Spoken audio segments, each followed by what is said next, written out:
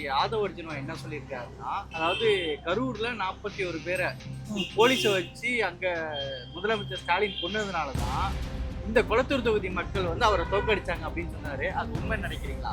எனக்கு இன்னும் அதில் உடன்பாடு இல்லை. கரூர் சம்பவம் நடந்தப்போ யார் ஓடுனது? ஆச்சி மசாலா எந்த சமையலும் ருசி தேடும் ரகசியம் 20 ரூபாய். நீங்கள் சொன்ன மாதிரி மாற்றத்தை தான் எதிர்பார்த்தோம். அது ஏமாற்றமாக போயிடக்கூடாது. சரி, ஒன்றும் இல்லை பிரதர். இப்போ ஸ்டாலின் தோற்றதுக்கு காரணம் எதுன்னு நான் சொல்கிறேன். புதிய எம்எல்ஏ எப்படி இருக்காரு? புதிய எம்எல்ஏ அப்படின்னா கண்ணிலே பார்க்கலையே. கண்ணில் பார்க்காத ஆளை பற்றி என்னை பற்றி கேட்டால் நான் பதில் சொல்லுவேன். மெரிபா பன்னீர் சோடா. ஐ ட்ரஸ்ட் மெரிபா. பழைய கவர்மெண்ட் தான் ஆல்மோஸ்ட் இப்போ இங்கே டிஎம்கே கவர்மெண்ட் தான் நடந்துட்டு இருக்கு. புதுசாக எதுவுமே வந்து இம்ப்ளிமெண்ட்டும் பண்ணல, எதுவும் பண்ணல. பழைய கவர்மெண்ட் என்னவோ அது அஷ்யூராக தான் போயிட்டு இருக்கு. ஸ்டாலின் இருக்கும்போது அடிக்கடிக்கு போவார் ரோட்ல. அவர் வீடு மாதிரி இது அடிக்கடிக்கு வந்தார், அடிக்கடிக்கு போனார். இவரை நாங்கள் இன்னும் ஒரு நாள் கூட பார்க்கவே இல்லை.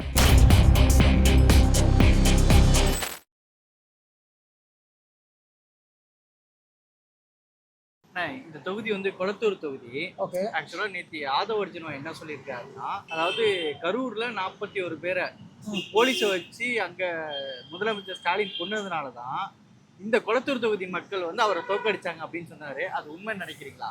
எனக்கு இன்னும் அதில் உடன்பாடு இல்லை. அவருக்கு இருக்கும் சம்மந்தம் வர வாய்ப்பு இல்லை. கரூர் தொகுதிக்கு இருக்கும் பண்ணல. அந்த மாதிரி கரூர் சம்பவத்துல அவர் வந்து போலீஸ் ப்ரொடக்ஷன் வரலன்னு சொல்கிறாங்க. மற்றபடி அவ்வளோதான். மற்றபடி வேற ஒன்றும் அது நிறைய இருக்குது. அதில் சொல்கிறதுக்கு என்ன இருக்குதுன்னு அதில் சில விஷயங்கள் பார்த்தீங்கன்னா இப்படியும் சொல்கிறாங்க. சில விஷயம் அவங்க சைடு பார்க்கும்போது அப்படி சொல்கிறாங்க, இவங்க சைடு பார்க்கும்போது இவங்க இதில் ஒன்று சொல்கிறாங்க. மற்றபடி அதுக்கு ஒரு சம்மந்தம் இல்லை. போலீஸ் ப்ரொடக்ஷன் கொடுத்துருக்கணும், அது கொஞ்சம் இதுவாயிடுச்சு. அதுதான், வேற ஒன்றும் இல்லை. மற்ற இங்க முன்னாள் முதலமைச்சர் தோற்கடிக்கப்பட்டதுக்கு கரூர் சம்பவம் தான் காரணமா? அப்படிலாம் இல்லை. விஜய்க்கு அவர் அகைன் நிறைய விஷயங்கள் அவர் எஸ்ஓபிலாம் போட்டு அவரை இது பண்ணாங்கல்ல, அதெல்லாம் மக்களுக்கு கொஞ்சம் கோவம் வந்தது. குளத்தூர் வந்தப்போ சரியான பாதுகாப்பு இல்லைன்னு இங்கேயே எங்க சொன்னாங்க. அது ஒரு ரீசனாக இருக்கலாம் மேபி. அப்படிலாம் இல்லைப்பா, அதுக்காகலாம் இல்லை. ஏதோ மாற்றம் வேணும்னு மக்கள் இது பண்ணியிருக்காங்க, அவ்வளோதான். மற்றபடி கரூர் சம்பவம் தான் காரணம்லாம் கிடையாது. கண்டிப்பா இல்ல, கண்டிப்பா இல்ல. நம்ம மனசை எது பிடிச்சதோ அதுதான் நம்ம செய்வோம் இல்லையா? அதுதான் நம்மளோட ஓட்டு செஞ்சதும் நமக்கு ஒரு நல்ல ஒரு எதிர்காலம் வேணும். அதுக்காகத்தானே இல்லையா? அது இதுவா ஒரு சம்பந்தம் இல்லை. ஒரு அது இது ஒரு ஒண்ணுமே இல்லை. அப்படிலாம் கிடையாது சார். மினிஸ்டர்லாம் இப்போ சொல்கிறாங்க நோக்காமன்னு சொல்லிட்டு போயிடலாம். உங்களுக்கே தெரிஞ்சுக்க. நீங்க என்ன நினைக்கிறீங்க? சும்மா உங்க ஜெனரல் ஒப்பீனியன் மட்டும் சொல்றேன். நான் சொல்றேன், மக்கள் மாற்றம்னு வாக்களிச்சாங்க நான் நினைக்கிறேன். அது கன்ஃபார்ம். அதை மாற்றம்னா இருக்கிறதே உங்க 2 பேர் தான் மாறி போட்டு போறச்சு. யாருன்னா வருவாங்களா தான் எதிர்பார்த்தாங்க ரொம்ப. ஜஸ்ட் இவர் வந்தாரு, ஆனா இவங்களுக்கு கூட மெஜாரிட்டி கிடைக்கல. இவங்களும் ரோல் போடுறது கொஞ்சம் அப்படியே போறாங்க. 6 மாதம் டைம் வர கேட்குறாங்க. ஒன்றுமே பண்ண முடியாது தான் கண்டிப்பா. ஆனால் நீங்க கேட்ட கேள்வி 41 பேர் தான் இறந்தாரு. ஆனால் ஸ்டாலினை பொறுத்தவரைக்கும் உண்மையிலே நல்லா தான் சார் பண்ணாரு. டெஃபினட்டாக நல்லா பண்ணாரு. அவர் தோத்துருந்தாருன்னா விசாகர் பாபு தோத்துருக்கணும், உதயநிதி ஸ்டாலினும் கண்டிப்பாக தோத்துருக்கணும். அவங்க 2 பேர் மட்டும் எப்படி ஜெயிச்சாங்கன்னு தெரியவே இல்லை. இதே தான் பாண்டிச்சேரியில் இவர் ஜெயிக்கவே இல்லை. என்ன சொல்றீங்கல்ல? என்னை பொறுத்தவரைக்கும் இதுதான் தோணுச்சு. பட் நல்லது பண்ணாரு, நம்பிக்கையோட இருக்கும். கரூர் சம்பவம் நடந்தப்போ யார் ஓடுனது உங்களுக்கு தெரியும்?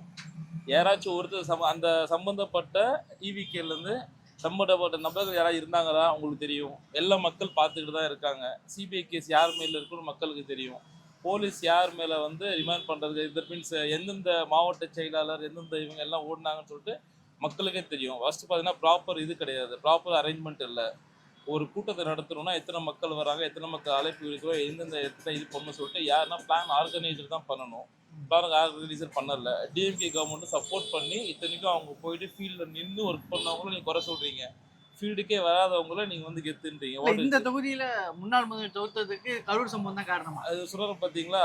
நான் வந்து இதை காமிச்சா சேம் அதே விஜய் ஒரு ஃபேஸ்க்காக தான் இந்த தொகுதியில் வந்து விஜய் மக்கள் ஓட்டு போட்டாங்க தவிர்த்து இந்த தொகுதியில் இருந்தவர் எதுவும் பண்ணலை. சரிங்களா? விஜயோட ஃபேஸுக்காக தான் இங்கே ஓட்டு விழுந்துச்சு. மெயினாக இளைஞர்களால் தான் அவர் வின் பண்ணாரே தவிர இங்கே இருக்க மக்களால் அவர் வின் பண்ணல. இங்கே இருக்க மக்கள் பழைய ஆள் எல்லாமே டிஎம்கேக்கு தான் சப்போர்ட் பண்ணாங்க. ஏன்னா அந்தளவு டெவலப் பண்ணியிருக்காரு. ஈவன் தோ மழை தண்ணீரெலாம் பார்த்தீங்கன்னா இந்த ஏரியா வர முடியாது. இந்த ஏரியா பார்த்தீங்கன்னா ஆல்மோஸ்ட் கிடிப்பு தண்ணி நிற்கும். இப்போ எல்லாமே வந்து க்ளோஸ் பண்ணிவிட்டு எல்லாமே கிளியர் பண்ணி எவ்வளோ மழை பெஞ்சாலும் தண்ணி நிற்காத அளவுக்கு நம்ம பழைய எக்ஸிஎம் வந்து பண்ணி கொடுத்துருக்காரு. பட் இது வந்து இளைஞர்களோட இதுவால் இந்த மாதிரி சம்பவம் நடந்திருக்கு. ஓகேங்களா, கரூர் சம்பவத்தால் கிடையாது. கரூர் சம்பவத்தால் அரெஸ்ட் பண்ணால் இப்போ இருக்க கவர்மெண்ட்டே இருக்காது, எல்லாமே க்ளோஸ் பண்ணி எல்லாத்தையும் தூக்கி அரெஸ்ட் பண்ணி ஜெயிலில் தான் வைப்பாங்க. சரி, இப்போ இந்த ஆதவர்ஜனை சொல்லும் போது கரூர் சம்பவம் தான் இங்க முன்னாள் முதலமைச்சர் தோற்றது காரணங்கிறாங்க.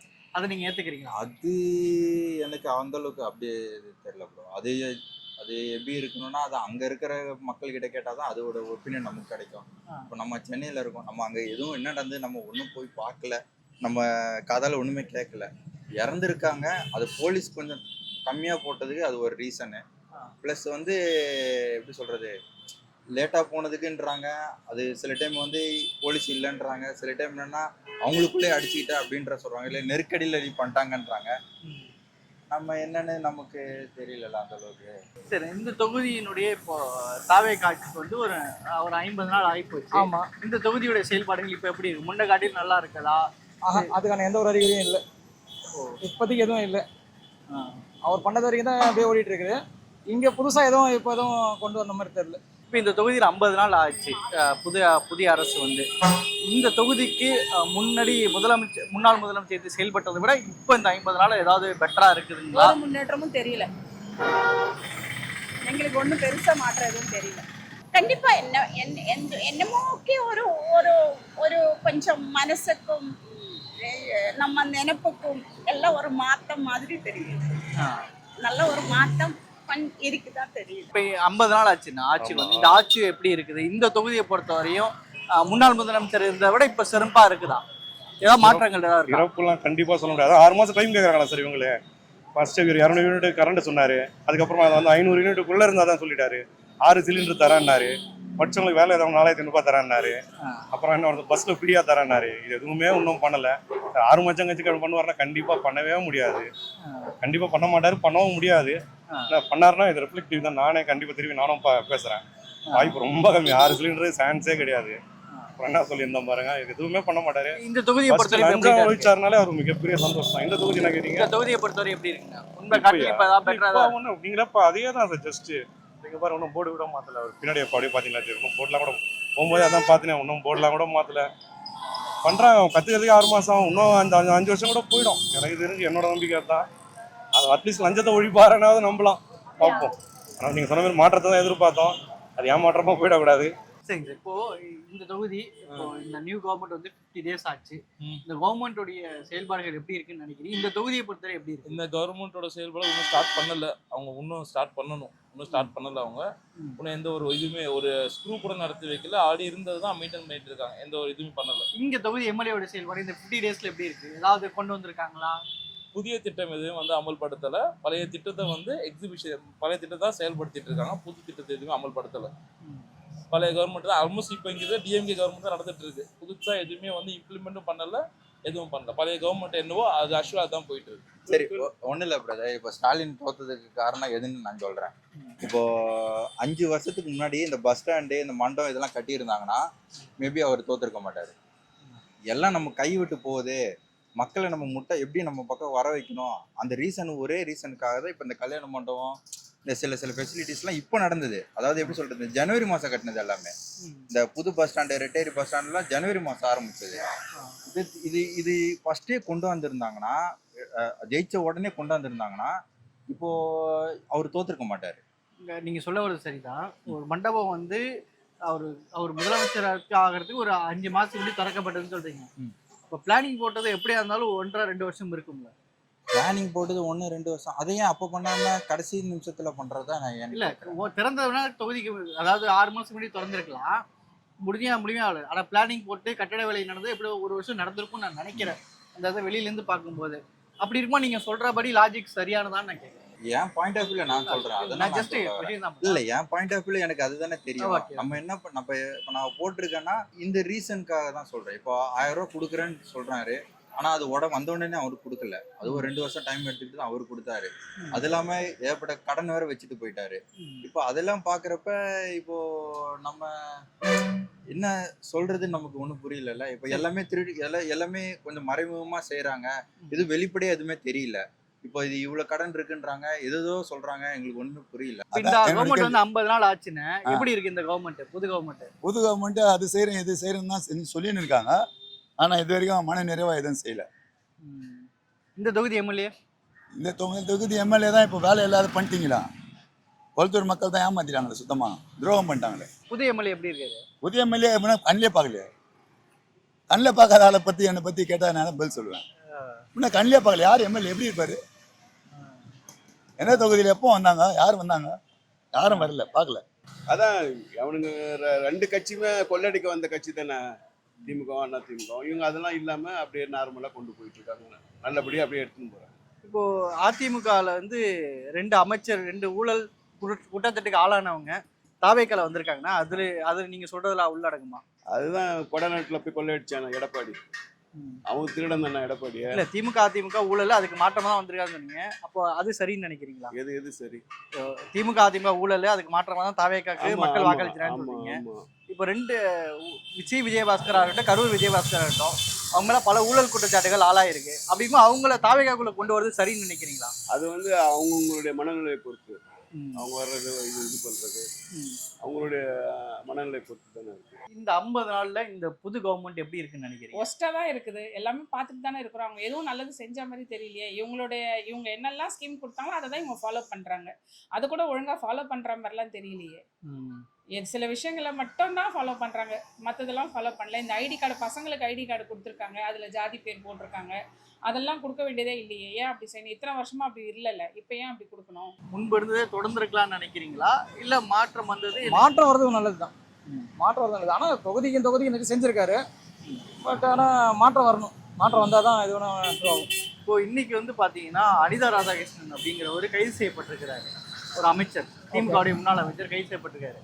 அவர் வந்து இந்த மக்கள் எல்லாம் வந்து கொளத்திருப்பதி மக்கள்லாம் ஒன்றுமே கொட்டி செஞ்சாரு, அவரை போய் தோக்கடிச்சிட்டாங்க, இந்த மக்கள் எல்லாம் வெறும் மண் அப்படின்ற மாதிரி பேசினார். இன்னைக்கு அவர் கைது செய்யப்பட்டிருக்கிறார் அவதூறு வழக்கில். அது சரின்னு நினைக்கிறீங்களா? அது தப்பு தான். நான் சொல்கிறேன், தப்பு தான் அது. அவர் சொல்கிற வார்த்தை நிறைய செஞ்சுருக்காரு. ஆனால் அவர் கைது பண்ணுறாருன்னா அது அவர் என்ன சம்மந்தப்பட்ட தப்பு பண்ணியிருப்பாருன்னு சொல்ல முடியாது நம்ம. ஆனால் இவர் இங்கே தொகுதிக்கு நிறைய செஞ்சுருக்காரு, கொளத்தூர் தொகுதிக்கு நிறைய செஞ்சுருக்காரு. இப்போ தாவேக்கா வந்து இப்போ இந்த ஆட்சி வந்து 50 நாள் ஆச்சு. இந்த தொகுதியுடைய செயல்பாடுகள் எப்படி மேடம் இருக்கு? முன்பு ஆட்சியை கட்டியும் சிறந்ததா இருக்குதா, இல்லை அதே போல தான் இருக்குதா? டிஃப்ரென்ஸ் வந்து கொஞ்சம் தெரியுதுங்க.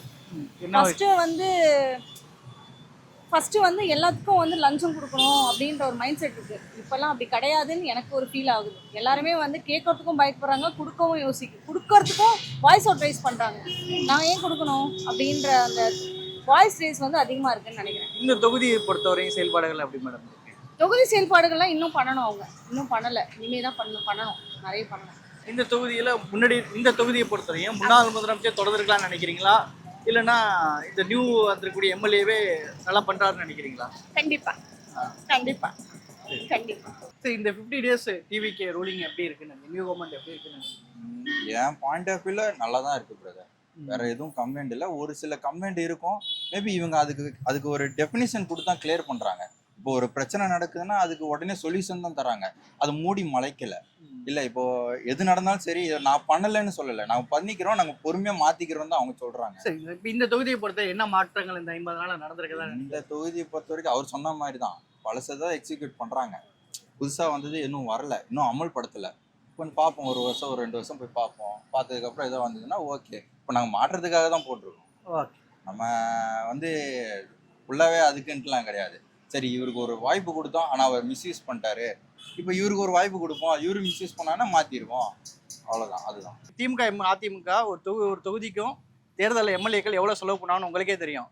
அப்பேற்பட்டவங்க ஒரு 40 நாள் கூட இல்லாமல் 1 மாதத்தில் அந்த செலவு பண்ணி எம்எல்ஏ ஆனதை தூக்கி போட்டு இன்னொரு கட்சிக்கு வராங்கன்னா ஏதோ ஒரு லாபம் இல்லாமல் வந்திருப்பாங்க. நீங்கள் நம்புறீங்களா? யார் லாபம் இல்லாமல் இந்த பதவியை விலகிட்டு நீங்கள் தாவேக்காக்கு வந்திருக்காங்கல்ல, எந்த லாபமும் இல்லாம இருக்காங்க? லாபம் இல்லாமனாக்கா அவனுங்க வந்து ஓரளவுக்கு கொள்ளையடிச்சு சேஃப்டி பண்ண தன்னை காப்பாத்திக்கிறதுக்காகவும் இந்த பக்கம் வந்திருக்கலாம்.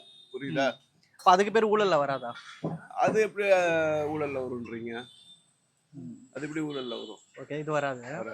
இந்த எம்எல்ஏ தொகுதி எம்எல்ஏ எப்படி செயல்பாடுல எப்படி இருக்கு நம்ம இது வரைக்கும் அவர் எதுவும் நாங்க மக்களை பார்க்கலங்க. ஸ்டாலின் இருக்கும்போது அடிக்கடிக்கு போவாரு ரோட்ல. அவர் வீடு மாதிரி இது அடிக்கடிக்கு வந்தாரு, அடிக்கடிக்கு போனாரு. இவரை நாங்க இன்னும் ஒரு நாள் கூட பார்க்கவே இல்லை. ஆச்சி மசாலா. எந்த சமையலும் ருசி தேடும் ரகசியம் 20 ரூபாய். மெரிபா பன்னீர் சோடா. I trust மெரிபா.